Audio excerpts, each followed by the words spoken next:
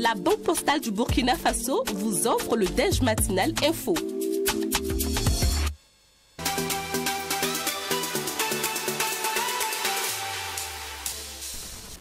Nous sommes lundi et Abdoul Karim Bandé, le directeur général du cabinet Salomon Conseil, est notre invité du jour. Avec lui, nous parlons aujourd'hui de la thématique de la foi. Bonjour et bienvenue. Merci, bonjour. Déjà, la foi n'est-elle pas un sujet religieux? Pourquoi en parler au Déj Info de ce jour? C'est vrai que c'est une question que je me suis posée. Bonjour déjà à tous nos auditeurs et téléspectateurs. Parler de foi dans une émission comme celle-là. Oui, parce que je crois aussi, un de mes combats, et j'en parle dans mon livre, c'est que la spiritualité est une compétence. Et nous avons eu tendance à l'enfermer dans le carcan religieux. Et un de mes combats, c'est de faire sortir ces questions-là et de les emmener dans nos écoles, dans nos entreprises, dans notre quotidien. Parce qu'il y a un courant philosophique, religieux qui s'appelle le dualisme. Et le dualisme a tendance à déclarer, c'est ce courant qui l'emporte malheureusement dans nos nations, qu'il faut séparer le séculier du sacré. Donc cet effort de séparation est tel que finalement, certains concepts sont perçus comme que religieux ou spirituels et les autres non. Vous voyez? Et pour moi, ça pose problème. Il a plu au Créateur que nous soyons corps, âme et esprit. Et on n'est pas à des moments esprit, à des moments corps, à des moments âme. On est constamment corps, âme et esprit. Donc, quelque chose que vous faites, lorsque vous mangez, lorsque vous dormez, vous êtes à la fois corps, âme et esprit. Mais lorsque vous priez, vous l'êtes à la fois. Donc, il n'y a pas de dichotomie, il n'y a pas de séparation. C'est une complexité. C'est vrai, il y a une dimension spirituelle de l'homme. Mais dans notre vie au quotidien, nous sommes des êtres humains. Et nous engageons notre spiritualité dans tout ce que nous faisons. Donc, pour moi, la foi n'est pas un concept du tout que religieux, c'est un concept de vie, on le verra dans le cours du développement. C'est une habileté humaine et nous avons besoin de l'exercer. Alors les parties prenantes de notre quotidien, si on devait définir la foi, qu'est-ce que c'est exactement? Quelles sont ses origines? En latin, le mot foi, pour ne pas dire n'importe quoi, en latin le mot foi, c'est le mot fides. Et ça veut dire simplement avoir confiance. Avoir la foi, c'est juste avoir confiance. La question, c'est en quoi est-ce que tu mets ta confiance? Est-ce qu'avoir confiance est spirituel? Quand vous prenez un médicament, vous avez confiance dans le médicament. C'est pour ça qu'il vous guérit. Si vous n'avez pas confiance dans le médicament, il ne vous guérira pas, même s'il a les vertus. Vous savez ce qu'on appelle l'effet placebo. Donc, avoir la foi, c'est juste avoir confiance. Et c'est une habileté humaine. Maintenant, ce sur quoi porte cette foi peut faire qu'on ait l'impression qu'il existe plusieurs formes de foi. Donc, avoir la foi, c'est vraiment juste avoir confiance, avoir de l'espérance, ce sont des synonymes. À vous écouter, on aurait cette impression qu'il s'agit d'une disposition d'esprit à réfuter l'échec par rapport à quelque chose. Oui, à espérer dans quelque chose. On peut espérer l'échec, tout dépend de ce qu'on poursuit. Mais l'habileté humaine à se fixer un but, à avoir une espérance, un idéal, et de s'y accrocher jusqu'à son accomplissement.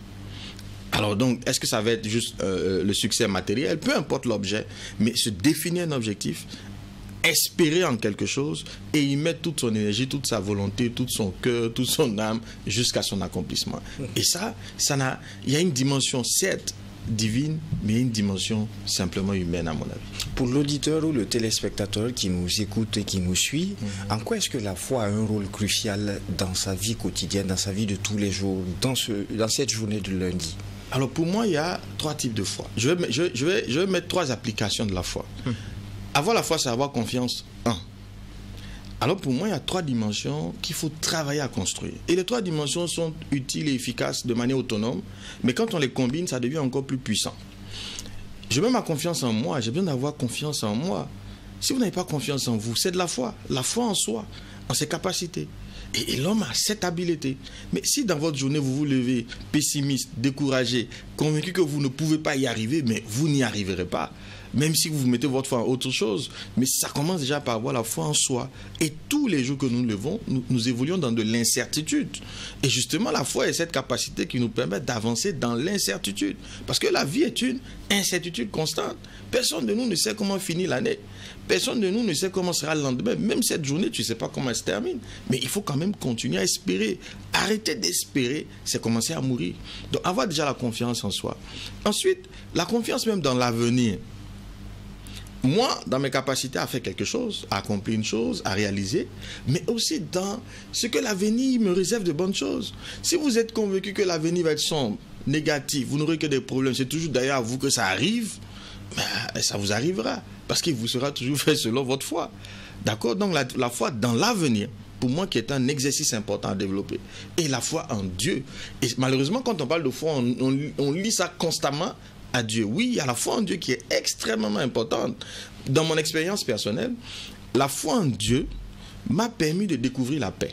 Si je dois faire la distinction entre ces trois fois, c'est que la foi en soi va te permettre de réaliser des choses, mais tu auras du questionnement. Tu auras toujours des doutes sur le futur. Parce que la plus grande peur de l'homme, vous savez c'est quoi? C'est la mort. Hein? La plus grande peur de l'homme, c'est la mort. Pourquoi on en a peur? Parce que c'est de l'incertitude. Aucun de nous, à part la foi qui nous aide à saisir la vie après la mort, nous sommes dans une incertitude constante. Et cette peur du lendemain, on ne sait pas ce qui nous attend après ça, fait que justement, même si on réalise des choses, on est dans une insatisfaction permanente. J'ai aimé, pour lier la question du sacré et justement cette question d'espérance, je suivais Elon Musk encore dernièrement, qui dit qu'il s'est toujours posé des questions. Mais qu'est-ce qu'il y a? Pourquoi il est sur cette terre? Où est-ce qu'il va? Ce sont des questions existentielles que nous nous posons tous. Mais quand tu pousses la réflexion, tu arrives à la frontière de la mort. Et là, tu n'as plus de réponse. Mais lui, il commence à intégrer le fait qu'il y a un Dieu. Et justement, cette espérance dans un Dieu nous donne la paix. Mais les autres formes de foi ne nous donneront pas de paix. Parce qu'on sera constamment dans une insatisfaction, dans une recherche toujours de performance, d'accomplissement. Mais quand on finit d'accomplir, on est dans le même état. Les mêmes questions demeurent. Et là où la foi en Dieu, pour moi, permet de nous équilibrer entre nos ambitions, notre volonté d'accomplir des choses, et puis le fait d'être satisfait simplement de la vie, de ce qu'on a au quotidien. Pour moi, c'est un équilibre que ces différentes foi permettent d'obtenir. À vous écouter, ça fait plaisir d'entendre que la foi, elle est aussi placée dans le divin. Mais là où le questionnement se trouve, c'est que lorsqu'on fait la promotion un peu de la foi en soi, est-ce qu'on ne pousse pas l'éloignement de la foi vers le divin? C'est un vrai risque, je le partage. Je le partage, c'est un risque à la fois, mais en même temps, tous ceux qui essaient de retirer le risque de la vie humaine, je me demande si on ne contredit pas Dieu à un moment donné lui-même. Dieu crée l'homme dans le jardin d'Éden et puis il met un risque lui-même là-bas. Il met un arbre qu'il appelle l'arbre de la connaissance du bien et du mal. Il aurait pu le retirer. Mon épouse est monitrice à l'école du dimanche et elle me dit, j'en discutais avec elle hier nuit pour préparer l'émission, et puis elle me dit, tu sais, les enfants nous posent toujours cette question. Pourquoi Dieu n'a pas simplement retiré l'arbre et puis on n'aurait pas de problème? Mais il a plu à Dieu qu'il y ait ce risque. D'accord? C'est la même question qu'on se pose sur le diable. Mais pourquoi Dieu ne l'arrête pas et puis bon, c'est fini? Non, je crois que ça fait partie du jeu. À vouloir éliminer le risque, finalement, on va créer... on ne seront plus des êtres humains, mais nous serons des animaux. Parce que l'animal n'a pas de choix, il n'a pas d'option. Mais nous avons le choix. Nous avons la liberté de choisir. Et pour moi, justement, être capable de développer à la fois la confiance en moi et en même temps de trouver l'équilibre pour développer ma confiance en Dieu, pour moi, les deux font de moi un être humain. Mais si je ne suis condamné qu'à faire une seule chose, finalement, je n'ai pas de liberté de choix. Alors que le plus grand cadeau, je pense que le Créateur nous a fait, c'est d'avoir la liberté de choix. Et c'est ce qui nous distingue du reste de la création, du règne animal, végétal, tout ce que vous voulez. Et ce qui nous distingue, c'est la volonté, la capacité de choisir, de décider. La foi en Dieu se doit d'être inébranlable. Qu'en est-il en termes de spécificité au niveau de la foi en soi? Pour moi, c'est le même mécanisme. Pour moi, je ne vois pas de différence. Mais c'est une combinaison. Lorsque je plaçais ma foi en Dieu, et je crois qu'elle joue, la foi même déjà, est nécessaire quand on est devant des impossibilités. Pour vous déplacer de chez vous au bureau, vous n'avez pas besoin de foi. Ce n'est pas une impossibilité. Mais si vous vous retrouvez obligé de vous rendre à Bobo Dioulasso sans moyen, d'accord, vous n'avez aucun moyen, vous aurez besoin de foi maintenant. Vous voulez vous rendre en Europe, aux États-Unis, vous avez un voyage à faire. Le même voyage, vous le faites. Quand vous avez les moyens, vous ne priez pas pour ça, vous n'exercez aucune espèce de foi. Mais la foi prend sens quand il y a l'impossibilité, quand il y a la difficulté, quand on est dans une réelle incertitude, nous avons besoin de foi. Face à l'adversité. Face à l'adversité. Et c'est pourquoi en faire un outil exclusivement religieux, pour moi, ampute l'homme d'une grande capacité. Parce que c'est une capacité que nous avons d'oser rêver. Sankara l'a dit, de grands penseurs l'ont dit, mais c'est la même foi. Osez rêver et agissez conformément à votre rêve. Et il le faut. Dans le contexte où on est, on n'a même pas le choix. Est-ce à dire que dans la stabilité, dans le bonheur, la foi est inexistante? Elle s'exprimera peu. Je vous assure, tous autant que nous sommes, pourquoi certains domaines exercent plus de foi que d'autres? Prenons les entrepreneurs. Pourquoi ils ont une grande confiance en eux? Mais parce qu'ils sont tous les jours face à des défis. Ils ont la foi entraînée. Décider d'entreprendre, c'est décider d'aiguiser sa foi. Puisque tu te lèves en début d'année, tu ne sais même pas si tu vas accomplir quelque chose. L'employé a ça d'être stable. Quelqu'un d'autre exerce sa foi pour lui. Le patron se lève tous les jours avec son incertitude. Vous le voyez, il est assis dans la clim, mais il transpire. Il est jeune, mais il a les cheveux tout blancs. Parce qu'il gère tellement de pression et il vit par la foi. Mais quand vous n'avez pas l'habitude d'exercer votre foi, mais il va s'atrophier. Et justement, il nous faut des problèmes. C'est pour ça que les Indiens d'Amérique avaient ceci de comme vœu. Ils se souhaitaient, le meilleur vœu qu'ils se faisaient les uns les autres, c'était de dire que Dieu t'accorde des ennemis puissants. Parce que plus ton ennemi est puissant, plus ta gloire est puissante. Et ta gloire, elle est puissante pourquoi? Parce que tu vas exercer une plus grande foi. Tu vas triompher, tu vas faire preuve de bravoure. Donc, et que Dieu donne des problèmes. Et donc, on est dans des problèmes au Burkina. Pour moi, c'est une belle opportunité d'exercer notre foi. Que ce soit dans le divin, que ce soit la foi en soi, est-ce que le doute, il est permis? Mais il fait partie de l'exercice, hein. D'ailleurs, c'est le doute qui te permet de savoir même que tu manques de foi et qu'il faut que tu te réveilles. C'est un indicateur. Pour moi, c'est un peu comme j'en parle dans mon livre, c'est comme la frustration. Ce sont des indicateurs. Quand tu doutes trop, tu dois t'arrêter. Si tu doutes, il y a problème. Tu n'as pas le droit de douter. Et donc, chaque fois que tu doutes, c'est la preuve que tu es en baisse de régime. Il faut que tu te remettes au sport, au sport mental, et que tu alimentes ta foi pour repartir de plus belle. Parce que dans le doute c'est une foi, hein. Mais c'est une foi négative. En fait, c'est le contraire de la foi. Donc, elle va produire un résultat, c'est l'échec. C'est l'échec, donc tu n'as pas intérêt à douter. Mais le doute n'est pas un problème, hein. J'ai dit, c'est un indicateur qui va te permettre de savoir que là, tu commences à avoir un problème de foi. Tu vas diagnostiquer ton problème de foi pour te remettre en selle et repartir de plus belle. Il y a nécessairement des auditeurs ou des téléspectateurs qui, face à un certain nombre de difficultés, face à des défis où ils se disent, est-ce que je vais y arriver? Eh bien, ils ont perdu toute lumière en leur foi. Comment est-ce qu'on arrive à raviver cette flamme-là? Pour moi, déjà, premier élément, il faut savoir s'entourer. Et là, je parle des deux aspects, la foi en soi et aussi la foi. Je vous dis que c'est le même processus. Mais la foi en Dieu, selon les types de croyances, moi je suis chrétien. Dans la foi chrétienne, c'est un don. Et je crois que c'est un don. Et ça rend difficile l'accès, à mon avis. C'est une faveur. On peut en bénéficier. Dans la foi islamique, je ne maîtrise pas beaucoup, je ne vais pas me prononcer. Dans la religion traditionnelle, je ne maîtrise pas beaucoup.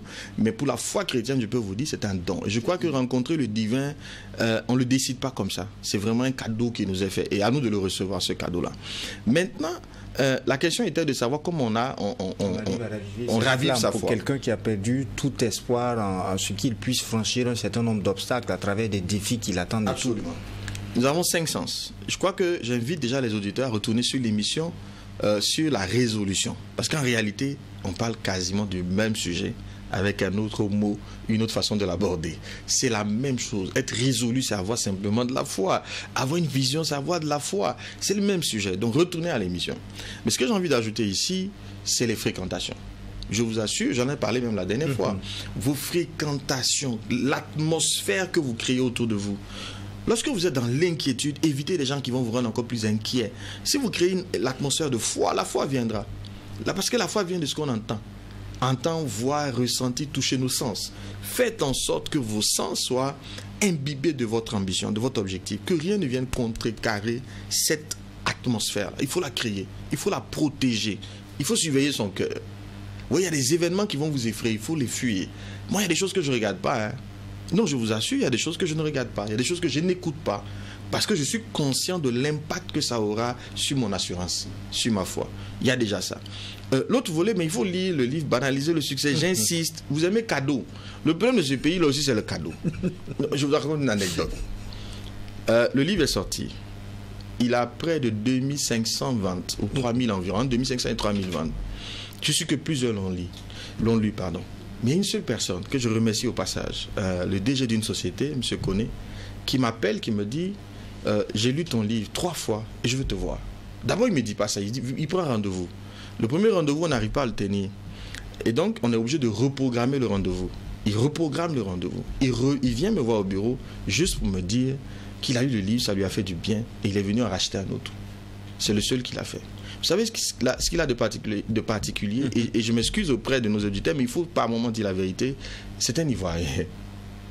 Vous voyez, le réflexe d'aider, d'accompagner, de soutenir, ça n'existe pas. Pour venir ici, là, ça coûte. On dépense de l'énergie. Il faut soutenir aussi. Il ne s'agit pas juste de nous appeler « j'aime ce que tu fais ». Et souvent, c'est tellement mal fait, c'est tellement mal dit. Non, il faut aller au-delà de ça. Donc, il faut se faire coacher aussi. Voilà. Et j'arrive dans des entreprises, les gens nous disent « j'aime ce que tu fais », mais quand ils ont un séminaire et puis c'est payant, là, ils ne t'appellent pas, ils appellent quelqu'un d'autre. Voilà, moi aussi, je suis fâché maintenant. Et je dis ce que je pense sur le sujet. Donc, il faut se faire accompagner, il faut se faire coacher. Il faut lire, il faut créer l'atmosphère, il faut écouter des livres, des enseignements qui vont raviver votre foi. Il faut surveiller votre cœur. Vraiment, ne le laissez pas exposer. Et ça, j'adore, j'apprécie. C'est vrai qu'on peut critiquer, mais j'apprécie aujourd'hui le fait que nos médias, si vous voulez, vous voyez, il y a une certaine sérénité nationale parce qu'on a de moins en moins d'informations négatives. Vous voyez, ça crée une sorte de sérénité. Mais quand tous les jours vous entendez, il y a eu ça, il y a eu attaque, il y a eu... Vous voyez, ça crée quoi? De l'incroyance. Est-ce qu'on va s'en sortir? La question majeure qui commence à dominer, c'est la peur. Mais lorsqu'on distille la foi, on distille de bonnes informations, mais la foi, elle monte. Et dans notre contexte, on a besoin à la fois de foi individuelle et de foi collective. Il faut que toute la nation croit, espère dans un lendemain meilleur. En plus, je vous écoute, plus j'ai envie de revenir sur un aspect. Est-ce à dire qu'à côté d'une personne qui échoue en termes d'entrepreneuriat, qui échoue en termes de défis, à côté, il y a un entourage dont il faut se séparer? Bien sûr. Mais déjà, même quand tu commences à entreprendre, même... Bon, peut-être qu'il faut entreprendre pour comprendre ce que je veux dire. L'entrepreneuriat, là, c'est une affaire de foi. Hein. Parce que quand tu commences, personne n'y croit. Mais vous êtes le seul à rêver votre affaire. On dit c'est un fou. C'est les résultats qui font que les gens maintenant commencent à dire nous-mêmes on savait que ça allait marcher. Quand le PDG de Truth TV commençait à parler de sa télé, mettait les premières briques. Les gars, on dit que le mec là, il ne sait pas ce qu'il dit. Il ne sait pas ce qu'il fait. C'est comme ça. Ça fait partie du processus. C'est pour ça que c'est une vie de solitaire. Et si tu ne veilles pas sur les personnes que tu fréquentes, mais ils vont te décourager. Déjà, toi-même, tu fais face à l'adversité tous les jours. Si en plus tu rentres chez toi, tu as une femme qui t'attend, qui passe le temps à te critiquer, à te mettre de la pression. Tu sors, tu as des amis, des parents, mais tu vas finir par dire, bon, ils ont certainement raison, je veux retourner à l'emploi. Maintenant, c'est pas non plus une sorte de... Comment je vais dire ça? Il ne faut pas être têtu. Il y a un moment, il faut s'asseoir et faire des bilans. C'est parce que c'est aussi de la stratégie. Moi, je connais des gens qui ont commencé à entreprendre, se sont rendus compte qu'ils n'étaient pas bien préparés. Ils sont retournés à l'emploi stratégiquement et ils sont revenus plus tard, mieux préparés, parce qu'on ne se lève pas aussi, parce qu'on a écouté M. Bandé, il a dit d'avoir la foi et puis je me lève, je démissionne du entrepreneuriat. Non, il y a une préparation à avoir. Il faut être sûr d'être entrepreneur. Je coach quelqu'un en ce moment, quand il vient, il me dit qu'il entreprend. Je dis, bon, ok, la première chose qu'on va faire, on va mesurer d'abord est-ce que tu es un entrepreneur. Parce qu'avant d'entreprendre, il faut être entrepreneur. C'est parce que tu as un numéro, il faut que tu es entrepreneur. Hein. Tu es entrepreneur avant d'entreprendre. Ce n'est pas la création de l'entreprise qui fait de toi un entrepreneur. Donc, si tu n'as pas fait ce travail d'aligner ton mindset à un niveau entrepreneurial, et puis tu y vas, mais tu vas dire que l'entrepreneuriat est difficile, mais en fait, c'est toi qui n'es pas prêt. Alors, toute dernière question. Comment avoir la foi dans ce contexte de fin d'année? Nous sommes à pratiquement une semaine pour être dans le mois de décembre. Et aussi dans le contexte économique que connaît le pays, dans le contexte sécuritaire également. Non, moi je crois, c'est pour ça que ce thème, moi, il m'a parlé. Parce que moi-même, je me pose des questions. J'ai des factures à payer. Et puis je vois encore des gens qui viennent te solliciter financièrement. Et le niveau augmente tellement que tu te dis, mais waouh, la situation est difficile pour toi, pour d'autres, etc. Et la tendance, c'est de vouloir abandonner. Et voilà pourquoi je suis venu dire à quelqu'un, n'abandonne pas. Aie la foi. Et la foi dans l'avenir, dis-toi que c'est possible, crois. Et pour ça, il faut nourrir, il faut le déclarer aussi, il faut le répéter, il faut créer l'atmosphère. Va regarder des films qui vont te challenger. Écoute, fais en sorte que tes sens, j'insiste, soient imbibés d'espérance. Fais tout pour que l'espérance soit tous les jours devant tes yeux. Que tu les écoutes, que tout ce que tes oreilles entendent soit en phase avec l'espérance, avec la croyance, avec l'action. Parce que la foi doit te pousser aussi à l'action. Il faut que tu agisses. La foi, c'est pas juste passer un bon moment en train juste d'imaginer, de rêver. Quand on a fini de faire ça, il faut se lever, il faut agir. Donc, aie la foi, lève-toi, agis. Demain sera meilleur. Crois-le, demain, là, il n'y a rien à faire. Ce sera meilleur. Pourquoi ça ne doit pas être meilleur? Il y a un Dieu qui vit, non? Ça sera meilleur. Tu as des capacités, tu vis, tu as de l'espoir, ça sera meilleur. Mais il faut se lever, il faut croire, il faut continuer à croire qu'on va s'en sortir. Un dernier mot pour motiver nos auditeurs et téléspectateurs en ce lundi. Soyez heureux. Soyez heureux, quelle que soit la situation, soyez heureux et mettez-y tout votre cœur, toute votre âme, tout votre esprit et la foi en Dieu viendra vous aider. Merci Abdul Karim Bandé. Merci. Vous êtes auteur, vous êtes également le directeur général du cabinet Salomon Conseil. Exact. Merci d'être avec nous tous les lundis pour le bien de nos auditeurs et téléspectateurs. Ainsi se referme ce premier numéro de la semaine du DEJ Info. En attendant de vous retrouver demain pour un second numéro, non seulement portez-vous bien, ayez la foi et surtout que Dieu bénisse le Burkina Faso.